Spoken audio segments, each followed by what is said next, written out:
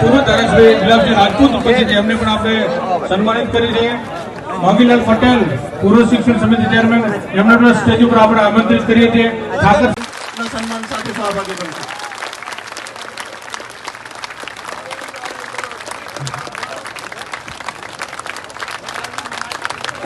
ચૂંટણી ક્યારે જીતાશે કે એક બદલ કરાવશો તો, બાકી બારા દેવા સ્ટેન્ડ ઉપર ચડી લે કે ઓમ કરશો તો કાર્યકર્તામાં જો ઢીલ રીલ તો બધા ઢીલા ઢપ પડી જશો.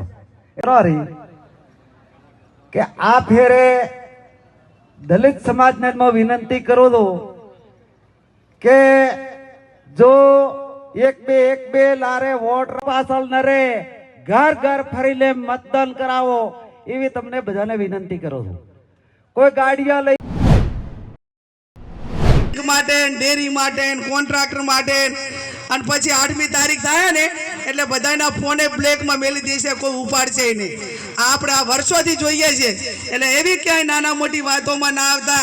પોલીસને ઘણી બધી નાનો પોલીસનો સ્ટાફ એ આપણા માટે લાગણી વાળો છે, પણ ક્યાંક ને ક્યાંક ઉપરના અધિકારીઓ એમને સારું પોસ્ટિંગ મળે, અમારી વાહ થાય, અમને કંઈક સારા ઓલા ઠેકાણે મૂકે, એના માટે કરીને ક્યાંક ને ક્યાંક નાના માણસોને દબાવવા માટેનું ચાલુ કર્યું છે.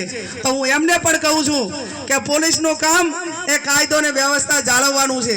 પોલીસનું કામ એ નિષ્પક્ષ ચૂંટણી કરાવવા માટેનું છે.